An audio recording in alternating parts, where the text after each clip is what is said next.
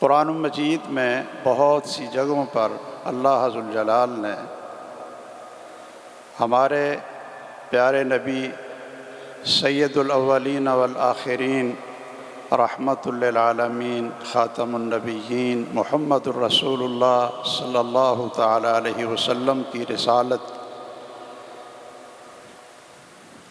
اور آپ کو دنیا کے لیے رحمت بنا کر بھیجنے کا مقصد یہ فرما دیا ہے کہ آپ کا دین اور آپ کی ہدایت اور آپ کی دی ہوئی تعلیمات یہ پوری دنیا میں پھیلے گی اور تمام ادیان پر محمد الرسول اللہ صلی اللہ علیہ وسلم کا دین اسلام یہ غالب ہو کر رہے گا۔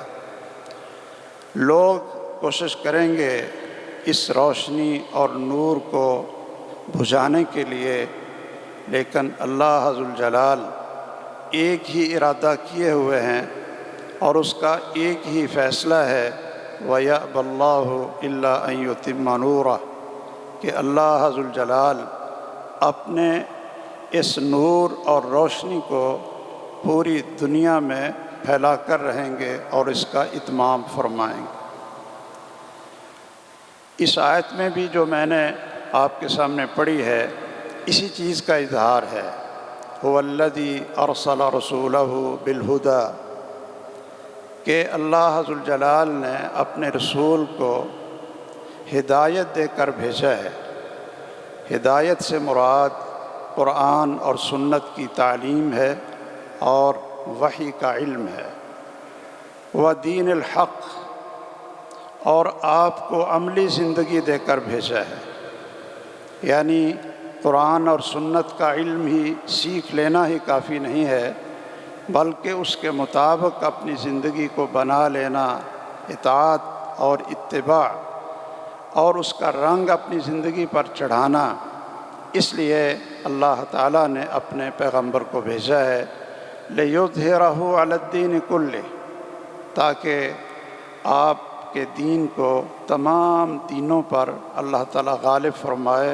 وَكَفَى بِاللَّهِ شَهِيدًا اور اس آیت میں یہ اشارہ ہے کہ اللہ ذوالجلال خود اس کی نگرانی کریں گے، خود اس کی ذمہ داری اللہ نے اٹھائی ہے کہ میں اس پیغمبر کے ذریعے اس کی تعلیم کو اور اس دین کو پوری دنیا کے ادیان پر غالب کروں گا، اور اللہ اس شہادت کے لیے اور اس ذمہ داری کے لیے کافی ہے۔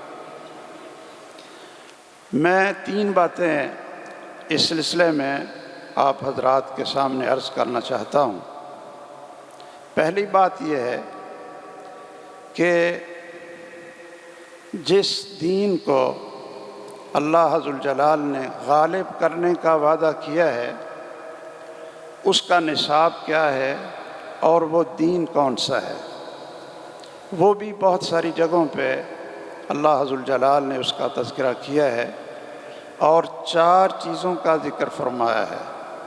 هُوَ الَّذِي بَعَثَ فِي الْأُمِّيِّينَ رَسُولًا مِّنْهُمْ يَتْلُو عَلَيْهِمْ آيَاتِهِ اور آخر میں اللہ نے فرمایا ہے وَإِن كَانُوا مِن قَبْلُ لَفِي ضَلَالٍ مُّبِينٍ کہ یہ لوگ بہت واضح گمراہی میں اور اندھیرے میں ہیں، اور ان کو اس اندھیرے سے نکالنے کے لیے جو نصاب دیا گیا ہے اور اس دین حق کو سمجھنے کے لیے جو پروگرام دیا گیا ہے وہ 4 چیزیں۔ اب جو شخص بھی اس قافلے کا ساتھی بننا چاہتا ہے، جو شخص بھی اس تحریک کو لے کر اٹھنا چاہتا ہے جس کو محمد الرسول اللہ صلی اللہ علیہ وسلم لے کر اٹھے تھے، ان کے لیے نصاب کیا ہے، ان کو کیا پڑھنا پڑھانا چاہیے، اور پھر جو اس تحریک کی قیادت کرنے والا ہو اور اس تحریک میں شامل ہونے والے ہوں، ان کی زندگی، ان کا تزکیہ نفس اور ان کا کردار وہ کیسا ہونا چاہیے، تو پھر اللہ عز الجلال اس دین کو پوری دنیا میں غالب کریں گے۔ تو جو شخص بھی اس تحریک میں شامل ہونا چاہے، محمد الرسول اللہ صلی اللہ علیہ وسلم کے دیے ہوئے مشن کو آگے پھیلانا چاہے، تو ان کے لیے یہ ضروری ہے یتلو علیہم آیاتی، کہ وہ قرآن مجید کی تلاوت کرنے والے ہوں، ان کو قرآن مجید پڑھنا آتا ہو اور قرآن مجید ان کو سنانا آتا ہو۔ یہ سب سے پہلی صفت ہے۔ اور دوسری صفت اس نصاب کی یہ ہے وَيُعَلِّمُهُمُ الْكِتَابَ وَالْحِكْمَةَ، کہ صرف قرآن مجید کی تلاوت ہی نہیں بلکہ باقاعدہ اس کو سیکھنا اور سکھانا۔ اسی طرح حدیث رسول صلی اللہ علیہ وسلم کو سیکھنا اور سکھانا، یہ اس تحریک کے ارکان کی بنیادی ذمہ داری ہے۔ میں یہاں صرف اس طرف توجہ دلاؤں گا کہ ہمارا دور ہو یا ہم سے پہلے بھی بہت سی جماعتیں اور بہت سی تحریکیں غلبہ دین کے نام پر، غلبہ اسلام کے نام پر اور اقامت دین کے نام پر کھڑی ہوئی ہیں، اور بہت سے لوگوں نے دعوے کیے ہیں کہ میری تحریک اور یہ میرا نظم وہ ہے جس کے ذریعے ہم دین کو پوری دنیا میں غالب کریں گے۔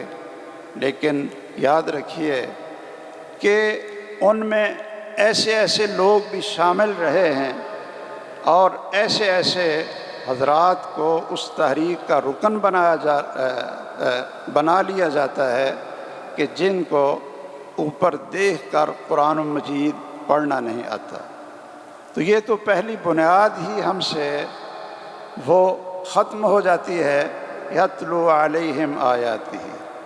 جو خود جاہل ہو اس کو قرآن پڑھنا اور سننا سنانا نہ آتا ہو، جس کو قرآن مجید کا علم نہ ہو، جس کو محمد الرسول اللہ صلی اللہ تعالیٰ علیہ وسلم کی سنت اور آپ کی حدیث مبارک کا پتہ نہ ہو، تو مجھے بتائیے کہ وہ اس تحریک کا کیسے رکن بنے گا اور اس کے ذریعے کس طرح اللہ عز الجلال پوری دنیا پہ اسلام کو غالب کرے گا۔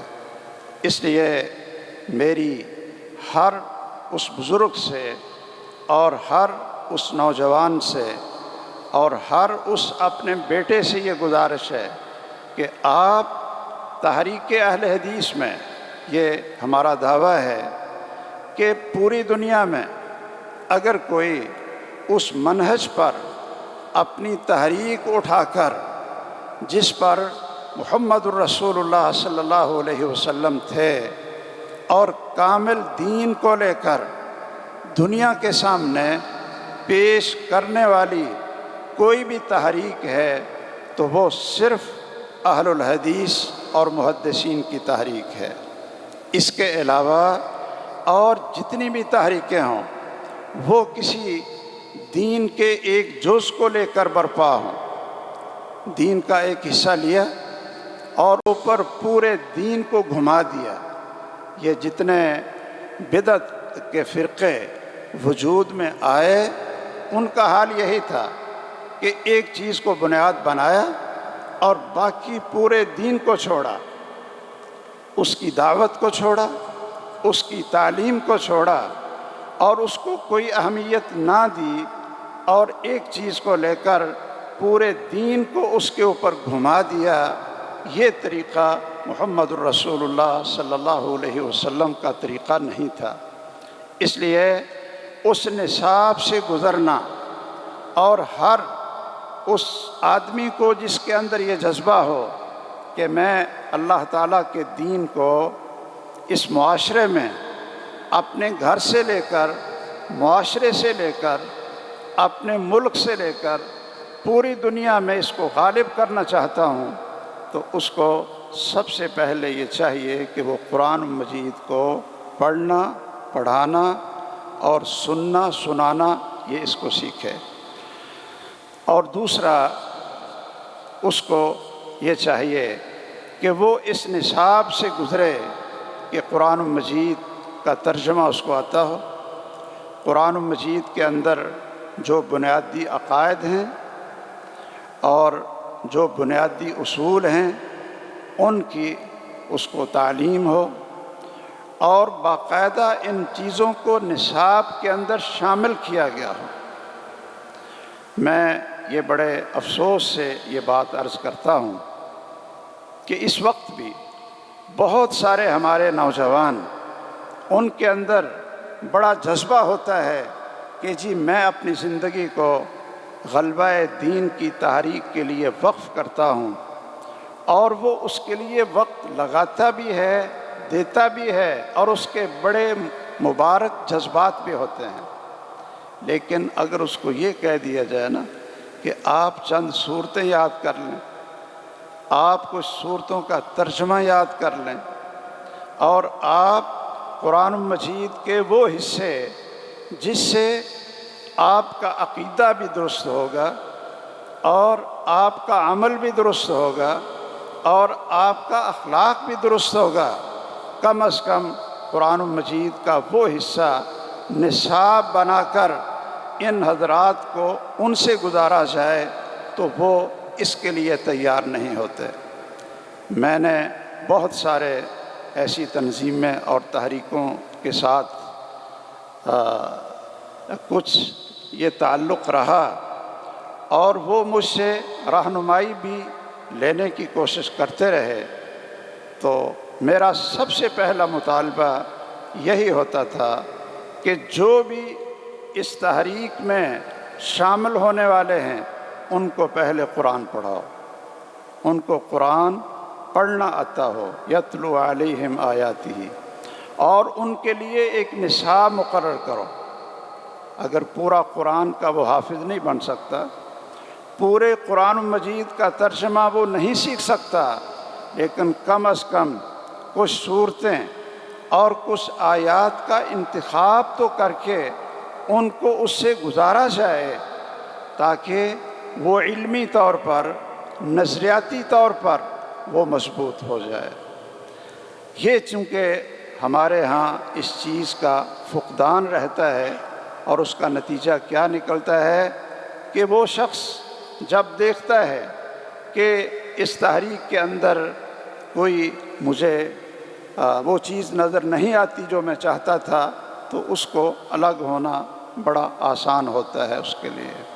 اس لیے آپ حضرات ایک نصاب سے گزریں، سورۃ الحجرات، آپ اس کا ترجمہ سیکھیں، اور جو ایمان باللہ کی آیات ہیں، ایمان بالرسول کی آیات ہیں، اور ایمان بالآخرت کی آیات ہیں، دنیا کی بے ثباتی اور آخرت کی بقا اور ہمیشگی کی آیات ہیں، ان سے گزریں تاکہ نظریاتی طور پر ہم اتنے مضبوط ہوں کہ ہمیں کوئی بڑے سے بڑا دجال اور بڑے سے بڑا گمراہ کرنے والا شخص ہمیں صراط مستقیم سے نہ ہٹا سکے۔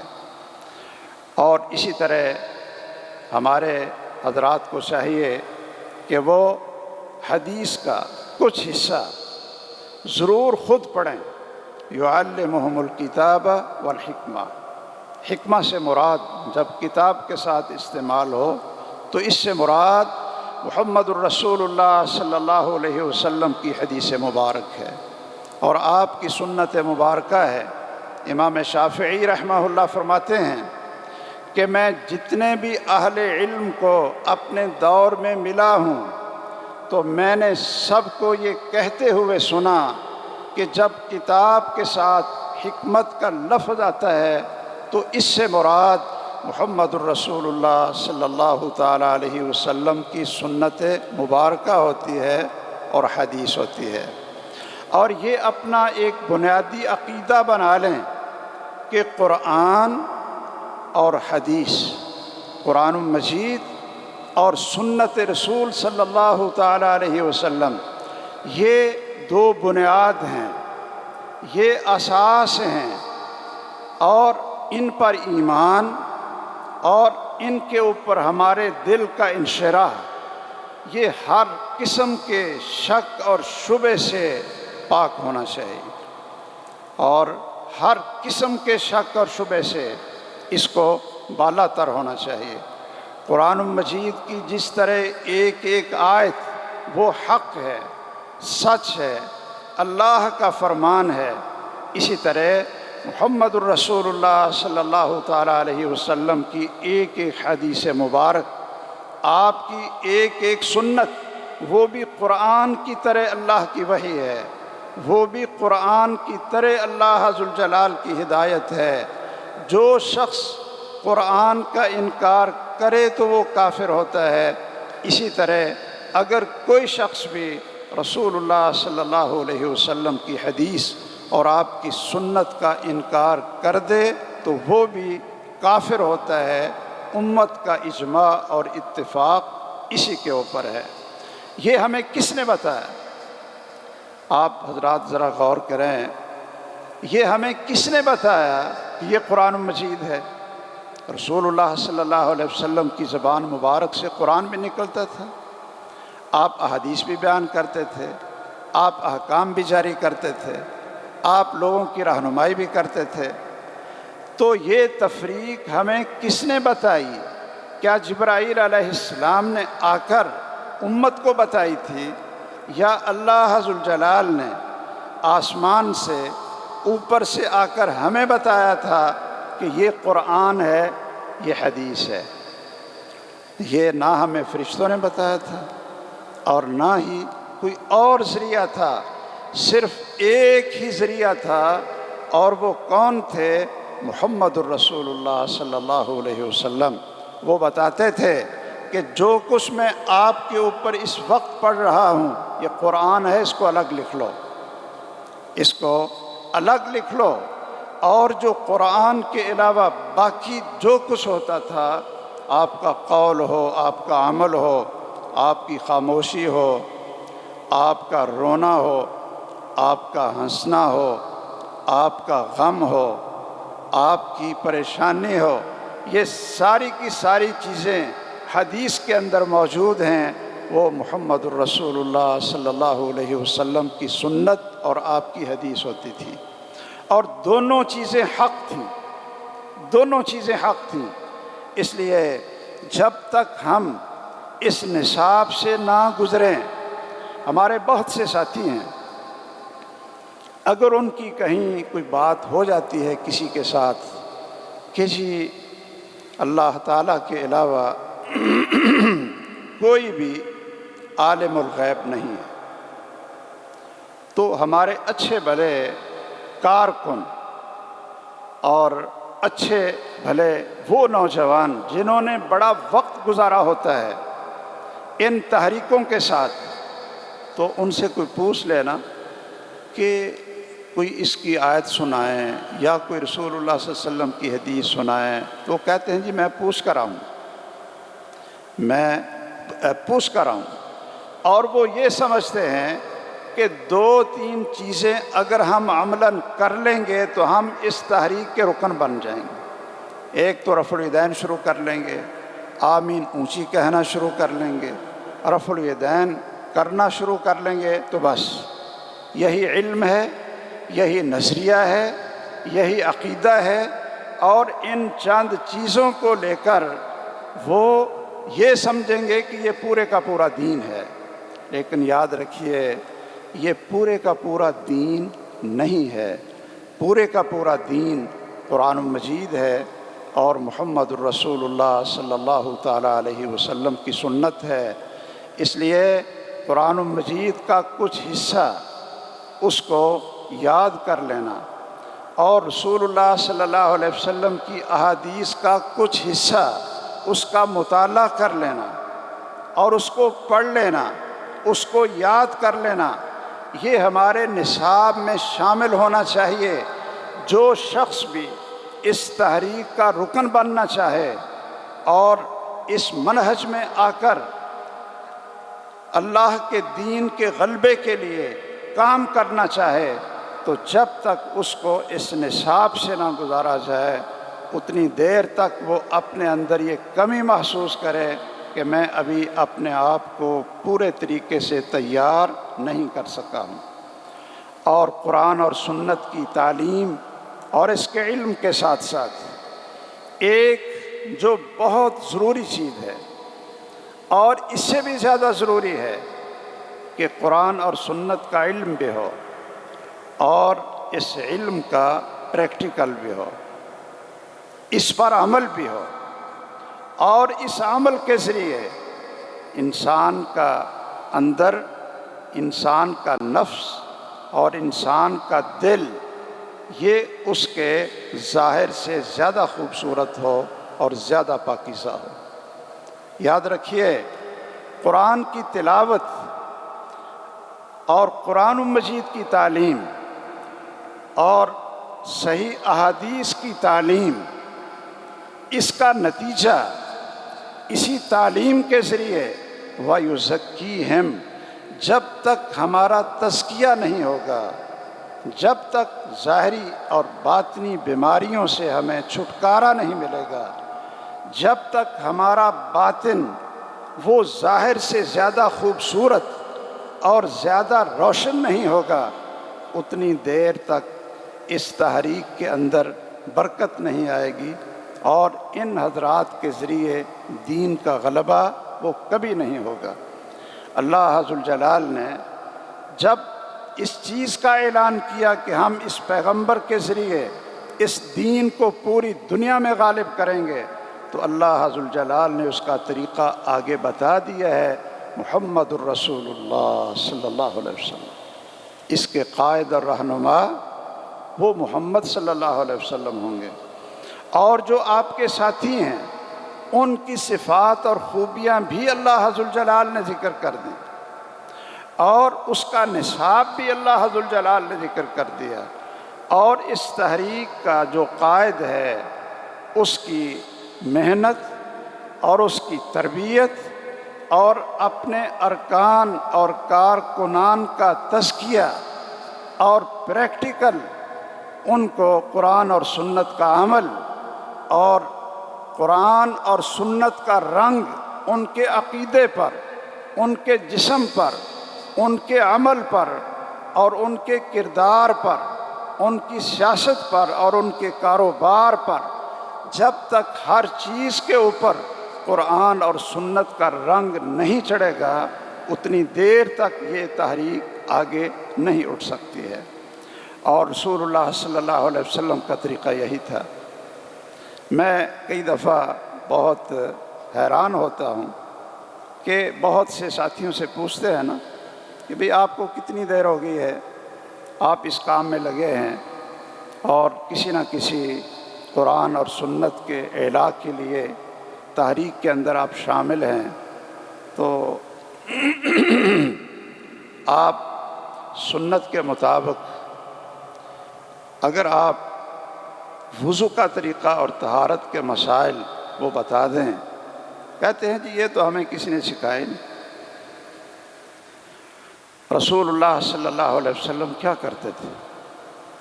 آپ نے صحابہ کے سامنے وضو کیا اور پھر صحابہ سے کہا من توضأ نحو وضوئی ھذا، کہ لوگوں جس طرح تم نے دیکھا کہ میں نے وضو کیا، اس طرح جس شخص نے وضو کیا اور پھر 2 رکعت نماز پڑھی، غفر لہ ما تقدم من ذنبہ، اللہ ذوالجلال اس کے پہلے سارے گناہوں کو معاف کر دیا۔ سیدنا عثمان رضی اللہ تعالیٰ عنہ خلیفہ تھے، یہ کیا ضرورت تھی کہ وہ ایک کرسی منگواتے ہیں اور مسجد کے صحن میں سارے صحابہ کو بلا لیتے ہیں اور کہتے ہیں کہ آئیے میں تمہارے سامنے آج وضو وہ کر کے دکھاؤں جو میں نے محمد الرسول اللہ صلی اللہ علیہ وسلم کو وضو کرتے دیکھا تھا۔ آخر کیا وجہ ہے کہ سیدنا علی المرتضیٰ رضی اللہ تعالیٰ عنہ کوفے کی مسجد میں اونچی جگہ پر کرسی منگوا کر بیٹھتے ہیں اور لوگوں سے کہتے ہیں الا اریکم کیف کان رسول اللہ صلی اللہ علیہ وسلم یتوضا۔ اب آپ شاید یہ سوچتے ہوں گے بھئی اتنے بڑے بڑے خلیفہ ہیں، ان کو کوئی اور کام نہیں تھا؟ یہ وضو سکھانا یہ کوئی طریقہ ہے؟ یہ کون سا کام ہے؟ لیکن یاد رکھیے، جب تک رسول اللہ صلی اللہ علیہ وسلم کی ہر بات اور ہر طریقے پر ہم اختیار نہیں کریں گے اور کسی کو چھوٹا مسئلہ سمجھ کر، کسی کو بڑا مسئلہ سمجھ کر اپنی طرف سے اس کو اہمیت دیتے رہیں گے تو پھر یہ رسول اللہ صلی اللہ علیہ وسلم کا منہج نہیں ہے۔ آخر کیا وجہ تھی کہ رسول اللہ صلی اللہ علیہ وسلم کے پاس ایک شخص آتا ہے اور کہتا ہے کہ مجھے سکھائیے کہ 5 نمازوں کے اوقات کیا ہیں؟ نمازوں کے اوقات کیا ہیں؟ مسلمان ہوا تھا، اس کو بتلایا تھا کہ جب تک 5 نمازیں آپ ادا نہیں کریں گے، یہ کلمے کی شہادت اور گواہی ہے، اتنی دیر تک آپ کا کلمہ اللہ کے ہاں مقبول نہیں ہوگا۔ 5 وقت کی نمازیں پڑھو۔ تو وہ رسول اللہ صلی اللہ علیہ وسلم کے پاس آیا، اس نے کلمہ پڑھا اور کہا جی آپ مجھے یہ بتائیں کہ نمازوں کے اوقات کیا ہے؟ تو اب ہمارا طریقہ، یعنی ہم جن کو لوگ علماء کہتے ہیں، اور بڑی معذرت، بڑی اس سے ہمیں پریشانی ہوتی ہے کہ کوئی اور بھی القاب ہمارے نام پر لگا دیتے ہیں۔ اللہ تعالیٰ یہ القاب ہمارے حضرت علامہ کو اللہ تعالیٰ مبارک کرے، اور یہی ان چیزوں کے حقدار ہیں۔ ہم تو بہت کمزور لوگ ہیں۔ اگر کوئی ہم جیسے لوگوں سے پوچھے کہ 5 نمازوں کے اوقات بتلا دیں، میرا خیال ہے کہ ہم تو 4 سے 5 منٹ لگائیں۔ کیوں جی؟ 4 سے 5 منٹ لگائیں گے اور ہم آپ کو بتا دیں گے کہ فجر کی نماز کا وقت کیا ہے، عصر کی نماز کا وقت کیا ہے، اور مغرب کی نماز کا وقت کیا ہے۔ لیکن محمد الرسول اللہ صلی اللہ علیہ وسلم کا طریقہ تعلیم یہ نہیں تھا، تربیت کا یہ طریقہ نہیں تھا۔ آپ نے اس شخص سے کہا اقم معنا یومین، کہ آپ ہمارے پاس 2 دن رہو۔ بھائی نمازوں کے اوقات پوچھے ہیں اور آپ کیا کہہ رہے ہیں کہ ہمارے پاس 2 دن رہو۔ اچھا، اس نے بھی یہ نہیں کہا تھا جو ہمارا طریقہ ہے کہ جی اتنا ٹائم صرف نمازوں کے اوقات سیکھنے کے لیے میں 2 دن آپ کے پاس رہوں۔ جانوروں کو بھی ہم نے چارہ ڈالنا ہے، گھر کی بھی فکر ہے، اور بھی کئی کام کاج ہیں۔ کوئی وہ لوگ فارغ تو نہیں ہوتے تھے نا جی، تو ہم تو بڑے مصروف ہیں نا۔ ہم تو دین سیکھنے کے لیے ہم وقت نہیں نکالتے۔ آپ 1 گھنٹہ خطاب سن سکتے ہیں، لیکن اگر الگ الگ کر کے آپ کو دعائیں سکھائی جائیں، آپ کو کچھ آیات زبانی یاد کروا کر اس کا ترجمہ سکھایا جائے تو پھر ہم لوگ بھاگ جاتے ہیں۔ ہم کہتے ہیں کہ بھائی یہ سن لیں گے، نعرے بھی مار لیں گے، اور بھی بڑا کچھ ہم سے کروا لیں، لیکن یہ جو سیکھنے سکھانے والا مسئلہ ہے نا، یہ بڑا کمزور ہے، یہ ہم سے نہیں ہوتا۔ لیکن جو محمد الرسول اللہ صلی اللہ علیہ وسلم نے جس جماعت کو تیار کیا تھا، ان کو آہستہ آہستہ ہی ان کو علم بھی سکھایا، ان کو عمل بھی سکھایا، اور ان کا تزکیہ نفس بھی کیا، اور ان کو یہ احساس دلا دیا تھا کہ آپ لوگوں کے ذریعے اللہ ذوالجلال نے اس دور کی بڑی بڑی طاقتوں کے سر وہ نیچے کرنے ہیں، اور ان کی گردنوں میں سریوں کو توڑنا ہے، اور ان کے خزانوں کے مالک اللہ نے تمہیں بنانا ہے۔ پھر کچھ سیکھو، کچھ اپنے آپ کو بناؤ۔ آپ نے فرمایا کہ تو 2 دن ہمارے ساتھ رہ۔ اچھا جی، رسول اللہ صلی اللہ علیہ وسلم نے سیدنا بلال سے کہہ دیا رضی اللہ تعالیٰ عنہ کہ آپ نے ایک دن فجر کی نماز اذان سے لے کر عشاء کی اذان تک آپ نے پہلے وقت میں اذان کہنی ہے، اور پہلے وقت میں ہم نماز پڑھیں گے، اول وقت جسے کہتے ہیں۔ اچھا، دوسرے دن یعنی پہلے دن آپ نے 5 نمازیں اول وقت میں پڑھائیں، اور دوسرے دن رسول اللہ صلی اللہ علیہ وسلم نے سیدنا بلال رضی اللہ تعالیٰ عنہ سے کہا کہ آپ نے نماز کے آخر وقت میں اذان کہنی ہے، آخر وقت میں ہی ہم نماز پڑھائیں۔ تو دوسرے دن آپ نے 5 نمازیں نماز کے آخر وقت میں پڑھائیں۔ ٹھیک ہے جی؟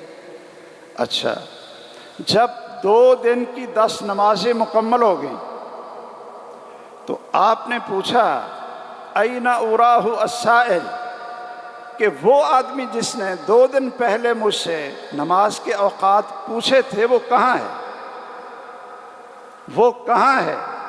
وہ کھڑا ہو گیا، کہنے لگا جی ہاں انا یا رسول اللہ صلی اللہ علیہ وسلم، اے اللہ کے رسول صلی اللہ علیہ وسلم، میں ہوں، میں نے پوچھا تھا۔ اچھا، آپ نے فرمایا کہ یہ پتہ چل گیا نا، یہ اول وقت ہے اور دوسرے دن یہ آخر وقت ہے۔ اب اول سے لے کر آخر تک جو کچھ درمیان میں بھی ہے یہ بھی نمازوں کا وقت ہے، اس کے اندر اندر آپ نماز پڑھیں گے تو نماز ادا ہوگی۔ شاید ہم نے بھی ساری زندگی خطبے اور درس سنے ہیں، اور ہمیں بھی شاید آج تک پتہ نہ چلا ہو کہ نمازوں کے وقت کی ابتدا، اول وقت کیا ہے اور آخر وقت کیا ہے، اور ہم نے پوچھا بھی نہیں۔ اگر آپ نے پوچھا ہے تو ہم نے آپ کو 2 منٹ میں بتا تو دیا ہے، لیکن عمل کر کے شاید پاکستان کی کسی ایک مسجد میں بھی اس حدیث پر عملاً اور اس کا پریکٹیکل شاید آج تک نہ ہوا ہو۔ ویسے پتہ نہیں، شاید علامہ صاحب نے ادھر کروا دیا ہے تو بڑی اچھی بات ہے، ہم تو ابھی تک نہیں کروا سکتے۔ اچھا، اس لیے کیا ہمارا حال کیا ہے؟ اگر میں آپ میں سے کسی سے پوچھوں صرف احساس دلانے کے لیے کہ عشاء کی نماز کا آخر وقت کہ جب تک اس کو پڑھ لیں تو عشاء کی نماز ہم نے وقت میں ادا کی ہے، تو عشاء کی نماز کا آخر وقت کیا ہے؟ یہ چھوٹوں سے پوچھتے ہیں، بڑوں سے پوچھتے ہیں، ویسے شرم آتی ہے۔ ہاں جی، آپ بتاؤ چھوٹے، آپ ہر جگہ پہ پہنچے ہوتے ہیں درس سننے کے لیے، آپ کو شوق بہت ہے، بتائیے۔ نصف رات کتنے بجے ہوتی ہے؟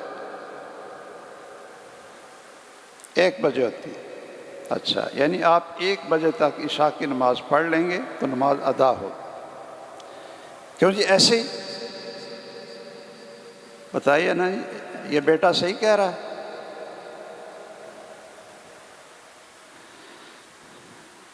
اچھا چلو، ایک بات تو صحیح ہے، اللہ اس کی زندگی میں برکت فرمائے کہ نصف رات تک آپ نماز پڑھ سکتے ہیں، لیکن جو رات کا نصف ہے وہ نہ تو 1 بجے ہوتا ہے اور نہ 12 بجے تک ہوتا ہے۔ رات کا نصف اگر آپ خود نکالنا چاہیں تو وہ مغرب کی اذان جب ہوتی ہے اور فجر کی اذان ہوتی ہے تو اس کا نصف نکال لیں، اس کو نصف کہتے ہیں۔ ٹھیک ہے جی، اس کا نصف نکال لیں، اور یہ شاید ان دنوں میں 11 بج کر فیصل آباد کا تو مجھے پتہ ہے 11:18 پر آدھی رات ہو جاتی ہے۔ اس سے پہلے پہلے اگر آپ عشاء کی نماز پڑھیں گے تو آپ کی نماز ادا ہوگی۔ اور میں نے دیکھیے ہماری یعنی سستی دیکھیے کہ میں نے یہاں ہمارے پتہ نہیں یہ قدوسی صاحبان کہیں آتے ہیں یا کوئی آتے ہیں؟ اچھا، ایک وہ ان میں جو چھوٹے ہیں نا وہ بڑے مفتی بھی ہیں ماشاءاللہ۔ ان کی مسجد میں نے ایک دفعہ جمعہ پڑھایا، بعد میں ہم نے کھانا کھایا۔ میں نے کہا کہ جتنے لاہور میں نمازوں کے اوقات چھپے ہیں کسی کے اندر بھی عشاء کی نماز کا آخری وقت وہ نہیں لکھا، اور ہم نے فیصل آباد میں صرف ایک ٹائم ٹیبل ہے، اور وہ ہم نے مولانا ارشاد اللہ قصری حفظہ اللہ ان کے ادارے میں وہ اس کو ترتیب دے کر ادارے کے نام پر چھپوایا۔ صرف وہ ایک ٹائم ٹیبل ہے کہ جس میں عشاء کی نماز کا آخری وقت بھی لکھا ہوا ہے کہ آپ اس سے پہلے پہلے نماز پڑھ لیں۔ اچھا، اب گھروں میں اور ہمارے کام کرنے والے حضرات اور کارخانہ چلانے والے حضرات اور کاروبار چلانے والے حضرات وہ عموماً عشاء کی نماز کو لیٹ کر کے 12 بجے پڑھتے ہیں اور سمجھتے ہیں کہ جی ہم نے نماز کو وقت میں پڑھ لیا ہے، اور ہر روز وہ نماز کا وقت گزار کر نماز کو ادا کرتے ہیں۔ ہماری مسجدوں سے جو یہ گھڑیاں لگی ہوئی ہیں، یہ ٹائم ٹیبل بتا رہی ہیں، اور یہ عشاء کی نماز کے بعد جو فجر کی نماز کا وقت بتائیں گی، وہ بھی ہمارے اہل حدیث کے موقف کے مطابق وہ بھی غلط ہوگا، اور وہ آدھی رات نہیں بتاتی بلکہ وہ فجر کی اذان تک لے جاتی ہیں، اور ہم آج تک اس کی اصلاح نہ کر سکے۔ خیر، میں یہ عرض کر رہا تھا کہ رسول اللہ صلی اللہ علیہ وسلم کی تعلیم کا طریقہ اور تھا، اور ہمارا قرآن اور سنت کو سیکھنے اور سکھانے کا طریقہ اور ہے۔ مجھے یہ بات کہنے دیجئے کہ محمد الرسول اللہ صلی اللہ علیہ وسلم عملاً صحابہ کو پکڑ کر، صحابہ کو کھڑا کر کے اور صحابہ کرام کو متوجہ کر کے عملاً دین سکھایا کرتے تھے۔ آپ کھانا کھا رہے ہیں، ایک بچہ بڑی تیزی سے بھاگا ہوا آ رہا ہے اور وہ آپ کے ساتھ کھانے میں شریک ہونے لگا تو اس نے اپنا بایاں ہاتھ آگے کر دیا، تو رسول اللہ صلی اللہ علیہ وسلم نے کیا کیا تھا؟ صرف زبان سے نہیں کہا، اس کا ہاتھ پکڑ لیا، اس کا ہاتھ پکڑ لیا اور کہا یا غلام، اے بچے، سم اللہ، پہلے بسم اللہ کہو، پہلے کیا کہو؟ بسم اللہ، اور پھر کل بیمینک، یہ بایاں ہاتھ تو میں نے پکڑ لیا ہے اور تو دائیں ہاتھ سے کھایا کرو، کل بیمینک وکل مما یلیک، اور جو آپ کے سامنے ہے آپ وہاں سے کھاؤ۔ آپ نے ہاتھ پکڑ کر ان کو روکا اور یہ ان کو تعلیم سکھائی۔ رسول اللہ صلی اللہ علیہ وسلم نے عبداللہ ابن مسعود کو بھیجا کہ میں قضاء حاجت کی مجھے ضرورت ہے تو آپ 3 ڈھیلے لاؤ۔ وہ 2 ڈھیلے تو مٹی کے لے آئے اور تیسرا وہ گدھے کا جو گوبر ہے نا وہ لے۔ تو رسول اللہ صلی اللہ علیہ وسلم نے کیا کہا؟ یہ ان کو تعلیم دی جا رہی ہے، پریکٹیکل سکھایا جا رہا ہے۔ آپ نے جو گدھے کا گوبر تھا اس کو پھینک دیا، کہا انہا رکس، کہ یہ تو نجس ہے، یہ لے آئے ہو، ائتنی بغیرہا، کہ اس کو آپ صفائی کے لیے استعمال نہ کرو، تیسرا ڈھیلا اور کہیں سے تلاش کر کے لاؤ۔ یہ کیا ہے؟ رسول اللہ صلی اللہ علیہ وسلم کی تعلیم کا یہ طریقہ اور اس کا انداز ہے۔ آپ کے سامنے ایک شخص دائیں ہاتھ سے کھا رہا تھا، آپ نے اس کو روکا، آپ رحمت للعالمین ہیں، اور اس نے آگے سے شاید کبر کی وجہ سے یا آپ کی بات اور حکم کو، آپ کی سنت کو اہمیت نہ دیتے ہوئے اس نے کہا لا استطیع، کہ میں تو اسی ہاتھ سے ہی کھاتا ہوں، میں بائیں ہاتھ سے ہی کھاتا ہوں، یہ دائیں سے مجھے طاقت نہیں ہے۔ تو رسول اللہ صلی اللہ علیہ وسلم آپ بد دعا تو نہیں کرتے تھے، لیکن لوگوں کی یہ تربیت کرنے کے لیے اور قیامت تک اس امت کو پیغام پہنچانے کے لیے کہ جب محمد الرسول اللہ صلی اللہ علیہ وسلم کا حکم آئے، خواہ قرآن میں آئے اللہ کا حکم یا حدیث میں آئے، اگر کوئی شخص بھی اس کو چھوٹا سمجھ کر، حقیر سمجھ کر چھوڑتا ہے تو اس کے لیے بد دعا ہے محمد الرسول اللہ صلی اللہ علیہ وسلم کی۔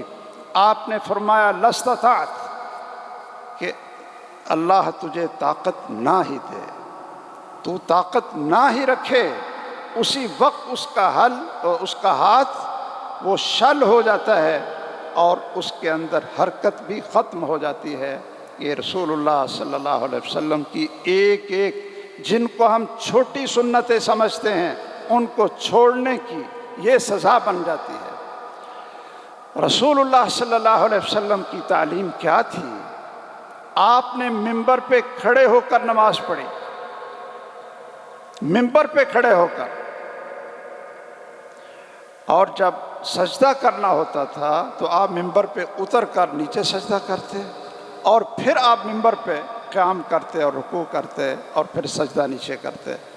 سلام پھیرا تو آپ نے فرمایا کہ تمہیں اس چیز کی طرف یہ توجہ دلاؤں کہ تمہیں پتہ ہے کہ میں نے ممبر پر کیوں نماز پڑھائی؟ ممبر پر کھڑے ہو کر میں نے کیوں نماز پڑھائی تم؟ میں نے اس لیے پڑھائی ہے تاکہ تم میری نماز کو دیکھو اور اس طرح نماز پڑھو جس طرح میں نے نماز پڑھی ہے۔ صلو کما رأیتمونی اصلی۔ صحابہ کرام رضی اللہ تعالیٰ عنہم آپ کے سامنے اگر نماز پڑھتے ہیں اور آپ کوئی غلطی دیکھتے ہیں تو اسی وقت اس کی اصلاح کرتے ہیں۔ ایک شخص نے نماز پڑھی ہے اور وہ السلام علیکم کہہ کر جانے لگا تو آپ نے واپس بلایا، آپ نے فرمایا واپس آؤ۔ آپ نے نماز نہیں پڑھی، دوبارہ پڑھو۔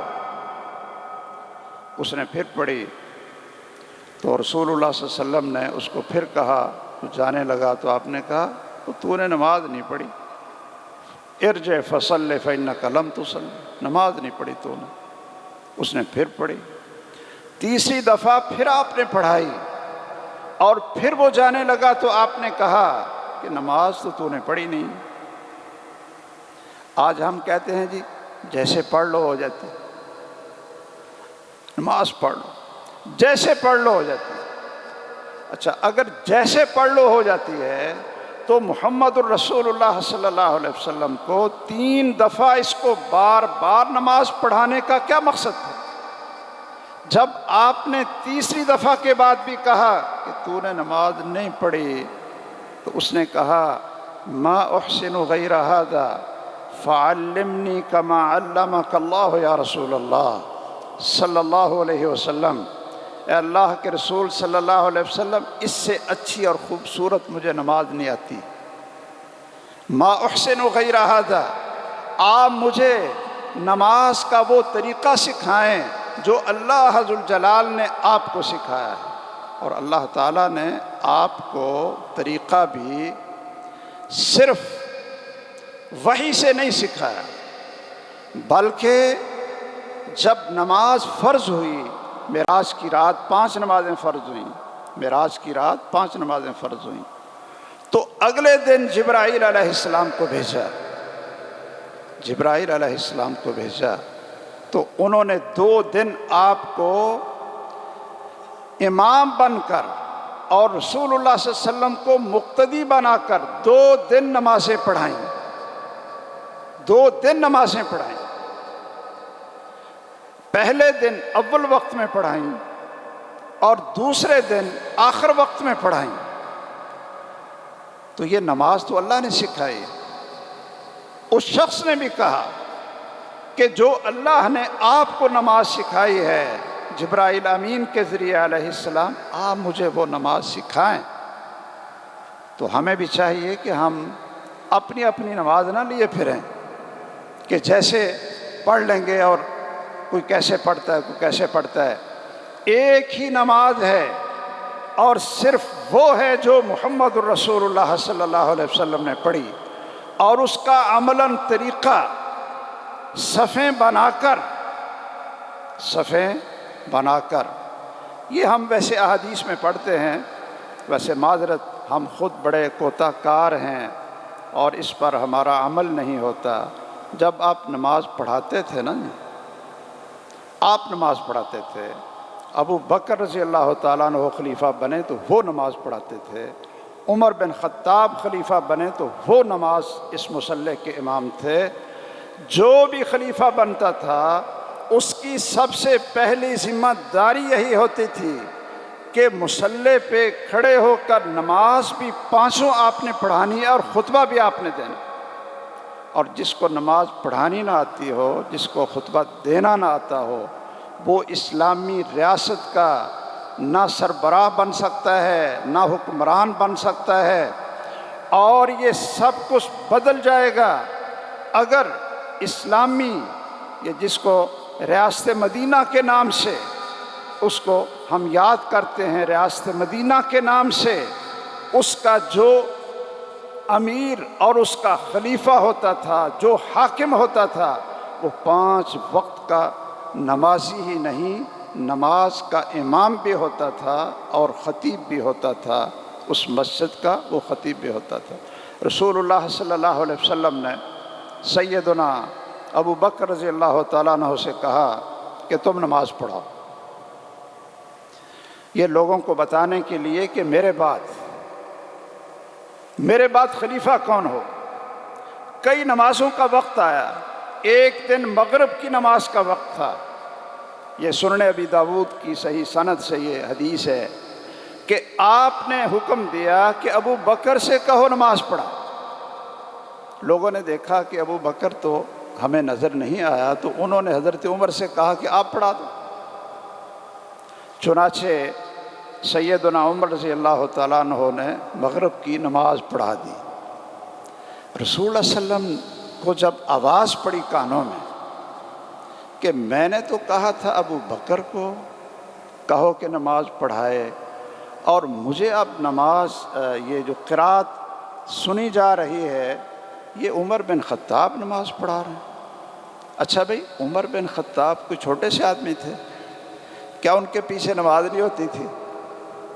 کیوں جی؟ اچھا، رسول اللہ صلی اللہ علیہ وسلم نے جب نماز ختم ہوئی تو دوبارہ صحابہ کو بلایا۔ آپ تو بیمار تھے، گھر میں تھے، اپنے حجرے میں تھے، آواز آئی کہ عمر بن خطاب رضی اللہ تعالیٰ عنہ نے نماز پڑھائی ابو بکر کی موجودگی میں، اور آپ کا حکم یہ تھا کہ ابو بکر پڑھائے۔ تو رسول اللہ صلی اللہ علیہ وسلم نے کہا کہ دوبارہ نماز پڑھو،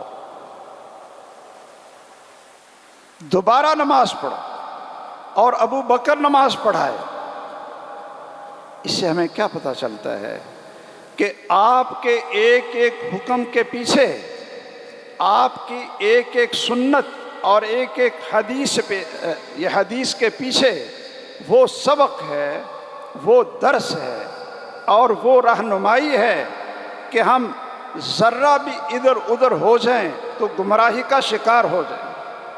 چنانچہ مغرب کی نماز دوبارہ پڑھائی اور سیدنا ابو بکر رضی اللہ تعالی عنہ نے پڑھائی۔ تو رسول اللہ صلی اللہ علیہ وسلم جب نماز ابھی شروع کرواتے تو صحابہ کرام کیا کہتے ہیں کہ صفیں بنی ہوتی تھی اور آپ خود صفوں میں گھومتے تھے، یہ ہماری تربیت نہیں ہوئی۔ آپ صفوں میں گھومتے تھے، پھرتے تھے اور دیکھتے تھے کون آگے ہے کون پیچھے ہے۔ کسی کو کہتے تقدم، وہ تھوڑا سا آگے ہو جاؤ، کسی سے کہتے تاخر کہ تھوڑا سا پیچھے ہو جاؤ، صف کو سیدھا کرو۔ اور جب صفیں زیادہ ہوئیں تو سیدنا عمر رضی اللہ تعالیٰ عنہ نے آدمیوں کو مقرر کر دیا، لوگوں کی ڈیوٹی لگائی کہ بلال تو نے اقامت کہنی ہے، یہ تیری ذمہ داری ہے کہ پہلے ساری صفیں چیک کرو۔ جب تک آواز نہیں آتی تھی کہ صفیں ساری سیدھی ہو گئی ہیں، اتنی دیر تک محمد الرسول اللہ صلی اللہ علیہ وسلم اللہ اکبر نہیں کہتے تھے، اور عمر بن خطاب بھی اور عثمان غنی بھی اتنی دیر تک اللہ اکبر نہیں کہتے تھے جب تک ساری صفیں درست نہیں ہو جاتی تھی۔ کیا ہمارے جو کارکنان ہیں دین کے غلبے کے لیے بہت بڑا جذبہ رکھتے ہیں، ان کی تربیت اور ان کی جو عملی پریکٹیکل ہے، کیا وہ ہم ان کو سکھا رہے ہیں اور وہ وقت نکال رہے ہیں یہ چیز سیکھنے کے لیے؟ صحابہ کرام رضی اللہ تعالیٰ عنہم آپس میں بیٹھتے ہیں تو کیا کہتے ہیں کہ رسول اللہ صلی اللہ علیہ وسلم کی نماز سب سے زیادہ کون جانتا ہے؟ ابو حمید ساعدی کہتے ہیں کہ میں تم سب سے زیادہ رسول اللہ صلی اللہ علیہ وسلم کی نماز کو جانتا ہوں۔ 10 صحابہ موجود ہیں، ان میں بڑے بڑے اکابر صحابہ بھی موجود تھے۔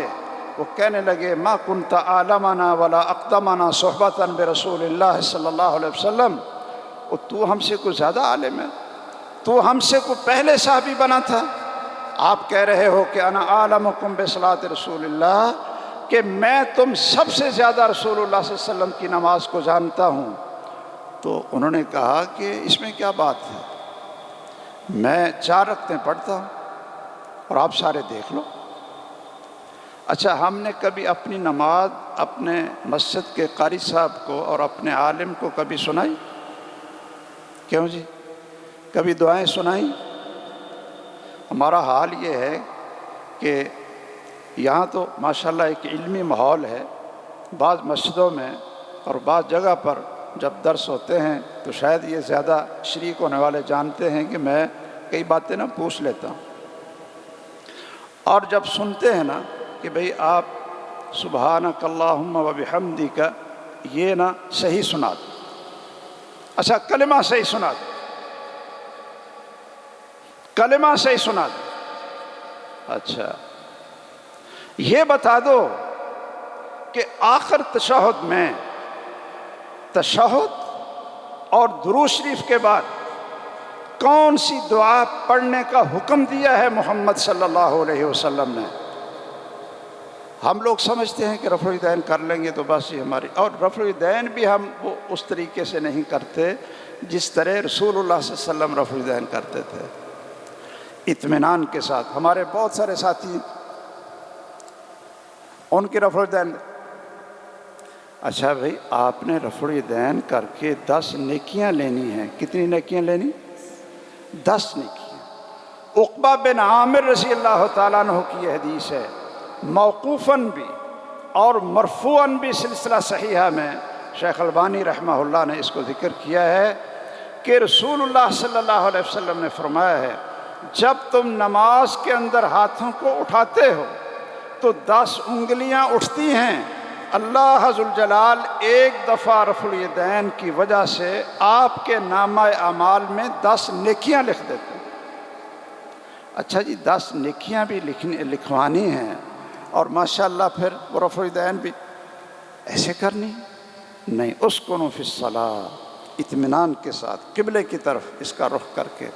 اچھا پوچھتے ہیں کہ تشہد کے بعد درود شریف پڑھو، جی ٹھیک ہے، درود شریف کے بعد کیا پڑھیں گے؟ میں نے بہت سی اپنے جب میں جاتا ہوں تو یہ تقریر اور خطاب تو مجھے آتا نہیں، تو بس میں کچھ باتیں سنتا سناتا رہتا ہوں کہ میری بھی اصلاح ہو جائے۔ اور کچھ اور فائدہ بھی ہوتا۔ تو آج یہ ہمارا بیٹا کہے گا کہ میں پھنس گیا ہوں، سامنے آ کر بیٹھا، یہ جہاں درس ہوتا ہے نا، جمعہ ہوتا ہے، یہ وہاں ماشاءاللہ پہنچا ہوتا ہے۔ ایک ہمارا اسی طرح کا ایک اور بھی شاگرد تھا فیصل آباد میں، وہ جہاں میرا درس ہوتا، حافظ مسعود عالم صاحب کا درس ہوتا، وہاں پہنچا ہوتا۔ اس کی شادی کا وقت آیا، وہ کہنے لگا جی نکاح آپ نے پڑھانا۔ میں نے کہا چلو ٹھیک ہے، میں بھی انشاءاللہ پہنچ جاؤں گا۔ تو میں جب نکاح اس کا پڑھانے سے پہلے اس کو میں نے بلایا، میں نے کہا ابھی آپ کا نکاح ہوگا انشاءاللہ اور رخصتی ہو جائے گی، آپ دلہا صاحب بن جائیں، تو رات کو آپ کی ملاقات ہوگی، تو آپ کون سی دعا پڑھیں گے؟ کہتے ہیں جی یہ تو میں نے پتا ہے۔ اتنے درس سنے آپ نے اور اتنی مبارک دعا، اتنی مبارک دعا۔ بھئی ہر شخص چاہتا ہے نا کہ اللہ مجھے نیک بیٹے بیٹیاں عطا کرے، کیوں جی؟ ہر ایک شادی شدہ کی، یہ شادی کرنے والے کی خواہش کیا ہوتی ہے؟ نیک بیٹے بیٹیاں عطا کرے جس پر شیطان کا داؤ نہ لگے۔ اچھا رشتہ ڈھونڈ لیتے ہیں اور کوشش کرتے ہیں کہ جس کو دین کی سمجھ ہو، تاکہ ہمارے بچوں کی اور بچیوں کی صحیح تربیت ہو۔ اچھا جو بنیادی کام ہے وہ ہم سیکھتے نہیں۔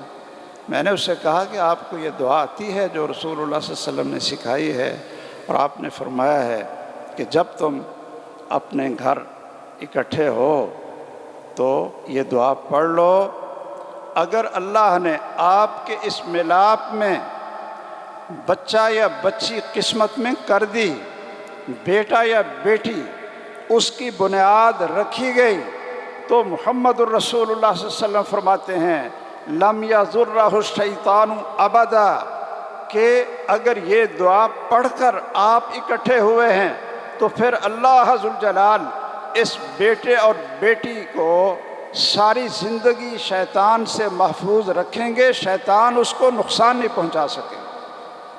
اچھا میں نے اس سے پوچھا کہ آپ کو دعا آتی ہے؟ کہتا یہ نہیں۔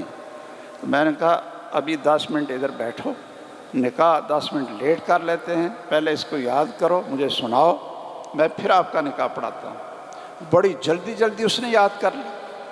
بھئی نکاح پڑھنا تھا نا۔ میں نے کہا اتنے درس سنے آپ کو یاد نہیں ہوئی، اب جلدی آپ نے یاد کر کے سنا دی۔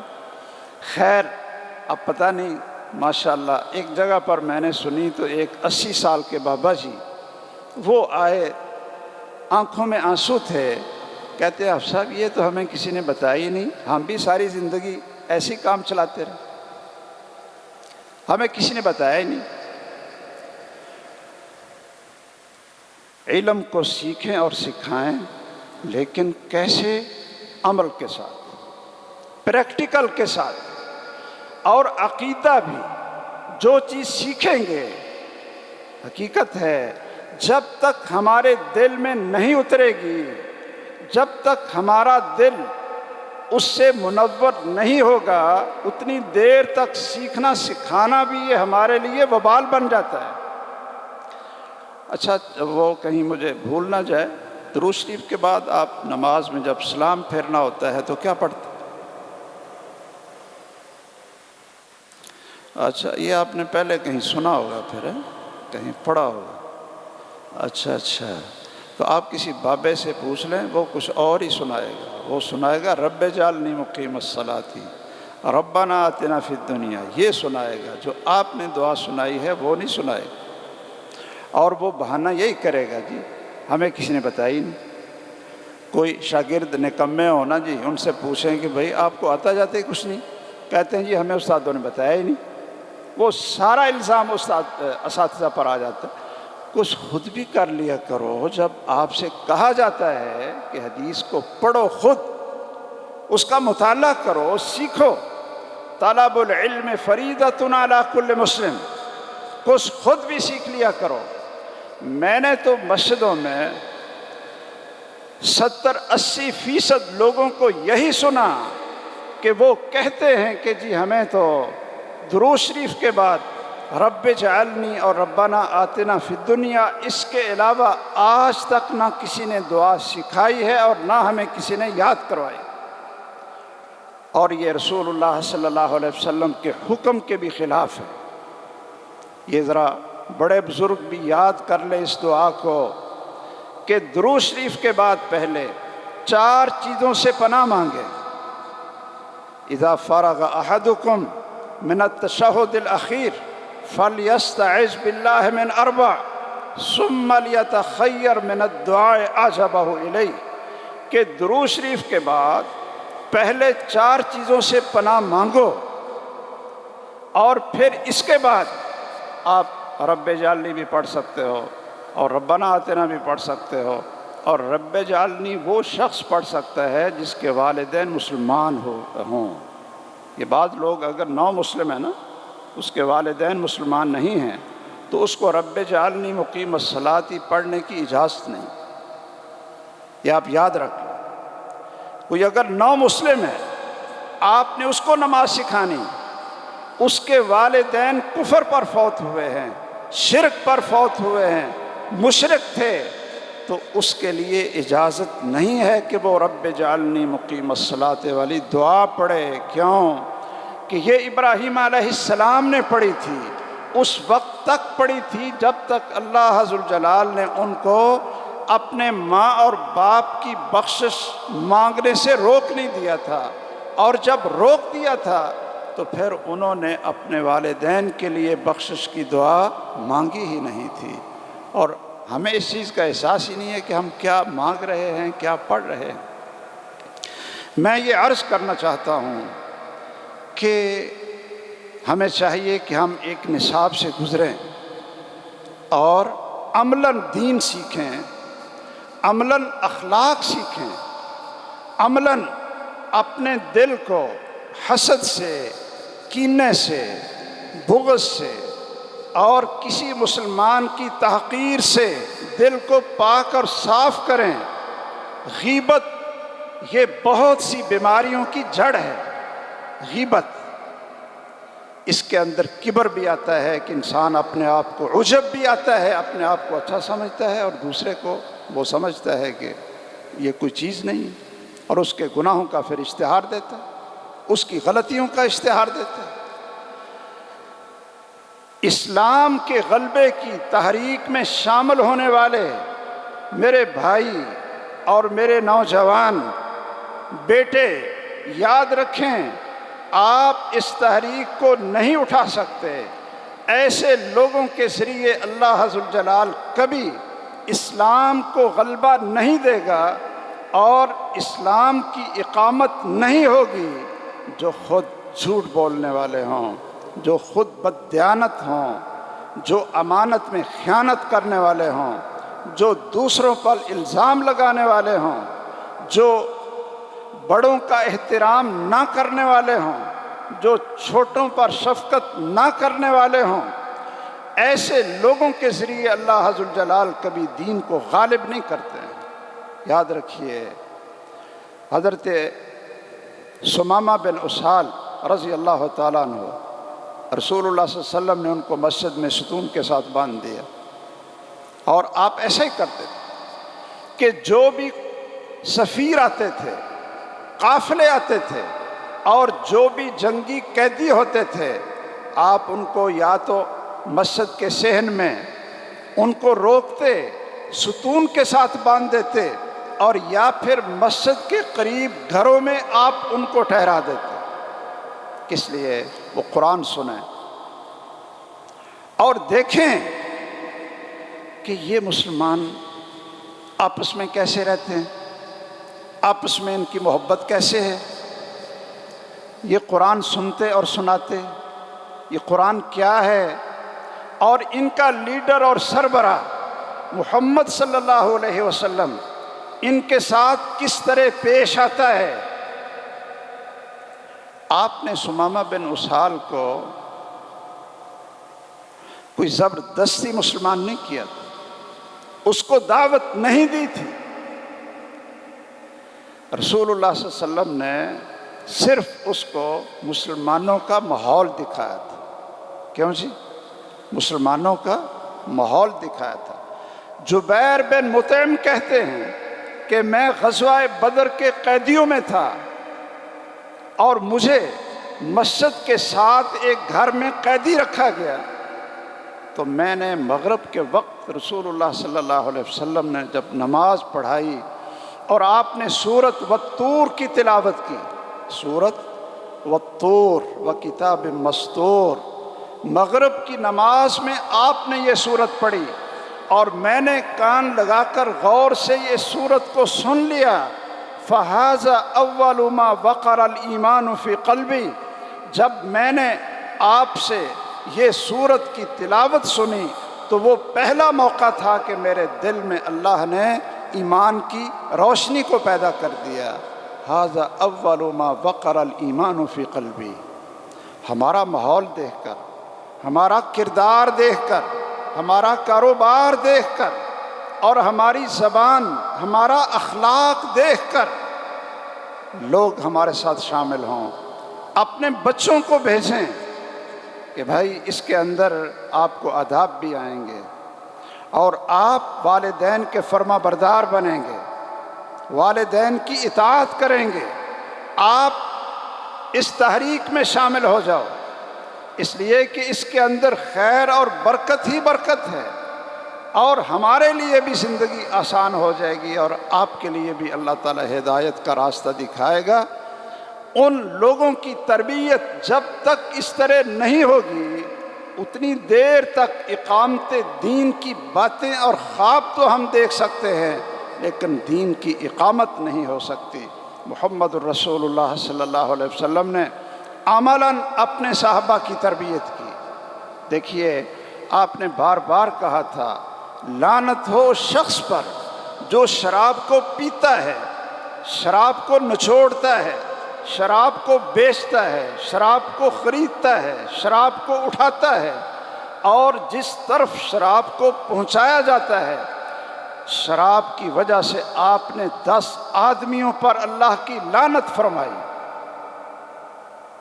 اور آپ کے سامنے یہ ذرا ایک پریکٹیکل دیکھیے، آپ کے سامنے ایک شخص کو بار بار لایا گیا، وہ شراب پی لیتا تھا، شراب پی لیتا تھا۔ رسول اللہ صلی اللہ علیہ وسلم کے پاس صحابہ اس کو لاتے، آپ کہتے اس کو سزا دو۔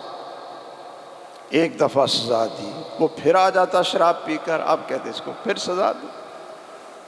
وہ پھر اس نے شراب پی لی تو آپ نے فرمایا کہ اس کو سزا دو۔ تو ایک نے سزا دیتے ہوئے ایک صحابی نے کہہ دیا، کیا کہہ دیا؟ لعنہ اللہ، اللہ کی اس پر لعنت ہو۔ اس کو شرم نہیں آتی کہ بار بار اس کو سزا ملتی ہے اور رسول اللہ صلی اللہ علیہ وسلم کے پاس آتا ہے اور اس پر اللہ کی لعنت ہو کہ یہ شراب کو چھوڑتا نہیں، اللہ کی لعنت ہو۔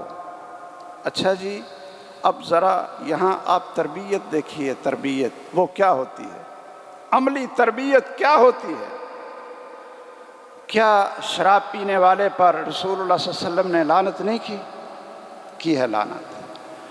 اور اس شخص نے اگر اس آدمی کے بارے میں یہ کہہ دیا تھا جو بار بار شراب پیتا تھا لعنہ اللہ، اللہ کی اس پر لعنت ہو، تو رسول اللہ صلی اللہ علیہ وسلم کو یہ بات پسند نہیں آئی۔ آپ نے فرمایا لا تلعنوا، اس کو لعنت نہ کرو، لا تعینوا علیہ الشیطان، شیطان کی اس کے خلاف مدد نہ کرو کہ یہ مایوس ہو کر یہاں سے بھاگ جائے۔ میں نے تو اس کو دیکھا ہے فَإِنَّهُ يُحِبُّ اللَّهَ وَرَسُولَهُ، یہ اللہ تعالیٰ اور اس کے رسول سے محبت کرنے والا شخص ہے، محبت کرنے والا شخص ہے۔ آج ہماری مجلس میں کوئی نوجوان کھڑا ہو جائے اور یہ کہے حضرت علامہ سے حفظہ اللہ، اللہ ان کی زندگی میں برکت فرمائے، ایک شخص آج اگر نوجوان کھڑا ہو جائے اور کہے کہ جی باقی کام تو ٹھیک ہے آپ کروا لو، میں نماز بھی پڑھوں گا اور میں آپ کا ساتھ بھی دوں گا، قرآن بھی پڑھوں گا، زکوٰۃ بھی دوں گا، سارے کام کروں گا، لیکن مجھے بدکاری کی عادت پڑی ہے، وہ نہیں چھوڑ سکتا۔ تو آپ لوگ اور ہمارے جیسے جو کم علم وہ اس کو کیا کہیں، یا آپ لوگ کیا کہیں گے؟ ایک آدمی کھڑا ہو کر کہتا ہے جی ٹھیک ہے میں نماز تو پڑھ لوں گا، لیکن آپ مجھے اجازت دیں، میں بدکاری نہیں چھوڑ سکتا۔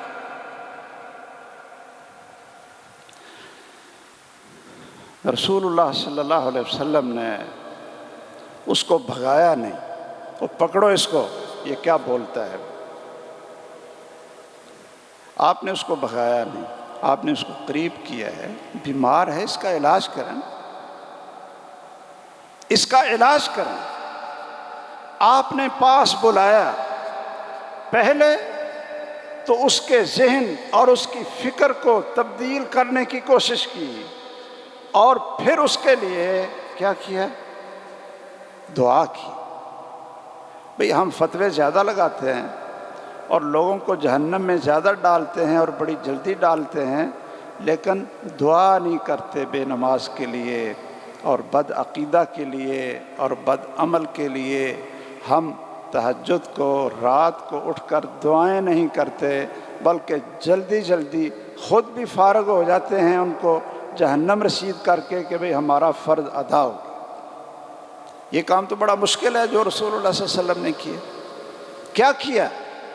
اس کو بلایا اور اس سے پوچھا کہ یہ بتاؤ کہ اگر کوئی شخص آپ کی ماں سے بدکاری کرے، آپ کا کیا خیال، آپ کیا سمجھو گے؟ اس نے کہا جی میں اس کو برداشت کرتا ہوں، میری ماں کے ساتھ کوئی برائی کرے مجھے یہ کبھی پسند نہیں آئے گا اور میں اس کو برداشت نہیں کرتا ہوں۔ اچھا، آپ نے کہا چلو اگر کوئی آپ کی بیٹی سے بدکاری کرے، اس نے کہا میں کیسے اس کو برداشت کروں؟ اچھا، آپ کی بہن سے کوئی کرے، آپ کی خالہ سے کوئی کرے، آپ کی پھوپھی سے، جو سب سے گہرے رشتے ہوتے ہیں نا۔ آپ نے 4 رشتوں کا نام لیا، 4 رشتوں کا نام لیا، اور اس کے ذہن میں اس کا ذہن بدلا، اور ساتھ کیا کیا؟ اس کے سینے پر ہاتھ رکھا، سینے پر ہاتھ رکھا، کہا اللہم طہر قلبہ، اللہم طہر قلبہ واحسن فرجہ واغفر ذنبہ۔ اے اللہ اس کے دل کے اندر جو بیماری ہے، اے اللہ اس کو صاف کر، اس کے دل کو پاک کر دے۔ واحسن فرجہ، اے اللہ اس کی شرم اور عزت کی حفاظت فرما، اس کی عزت کو اور اس کی شرمگاہ کو محفوظ کر دے۔ اور ساتھ یہ بھی کہا واغفر ذنبہ، اللہ جو یہ پہلے کر چکا ہے اس کے سارے گناہوں کو معاف بھی کر۔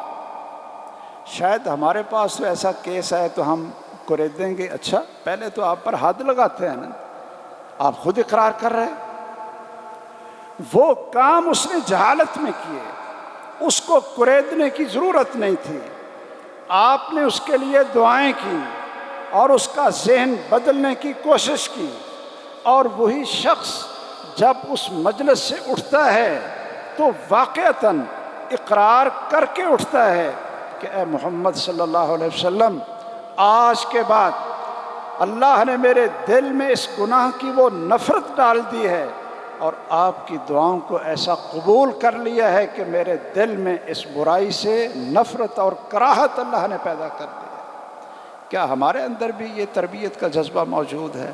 بہت ساری باتیں ہیں کہ کس طرح ان نوجوانوں کی، ان کارکنان کی، ان بزرگوں کی اور ان اپنے بیٹوں کی اور ان شباب کی علم پر، عمل پر، تزکیہ نفس پر ہم کس طرح تربیت کریں کہ یہ اس لائق بن جائیں جس طرح محمد الرسول اللہ صلی اللہ علیہ وسلم نے اپنے صحابہ کی تربیت کی تھی۔ آپ کی جتنی پشین گوئیاں تھیں کیا رسول اللہ صلی اللہ علیہ وسلم کے دور میں پوری ہوئی تھی؟ اللہ ذوالجلال کیسر اور کسریٰ کے خزانے مسلمانوں کے قدموں میں ان کی جھولی میں ڈال دے گا، یہ آپ کے دور میں ہوا تھا؟ نہیں، آپ کے دور میں نہیں ہوا تھا۔ آپ نے یہ فرمایا تھا کہ اللہ کی پوری زمین پر کوئی پکا گھر یا کچا گھر ایسا نہیں ہوگا کہ جس کے اندر اللہ کی یہ دعوت توحید اور محمد الرسول اللہ کی رسالت کی گواہی دین اسلام جہاں نہیں پہنچے گا۔ کیا رسول اللہ صلی اللہ علیہ وسلم کے دور میں آپ کی یہ پیشین گوئی صحیح ہوئی تھی؟ نہیں ہوئی تھی۔ آپ نے ایک جماعت تیار کر دی تھی، اور آخر دن اس جماعت کو دیکھا کہ آگے ابو بکر ہے اور پیچھے آپ کے تربیت یافتہ وہ شاگرد ہیں، وہ صحابہ ہیں۔ فجر کی آخری نماز میں ایک نظر پڑی، آپ نے پردہ ہٹایا اور آپ کا چہرہ چمک رہا تھا۔ صحابہ کہتے آپ خوش ہو گئے۔ کیا خوش ہوئے؟ کہ میرے بعد امام بنیں گے ابو بکر، اور ان کی اقتداء میں یہ لوگ پوری دنیا کو فتح کریں گے۔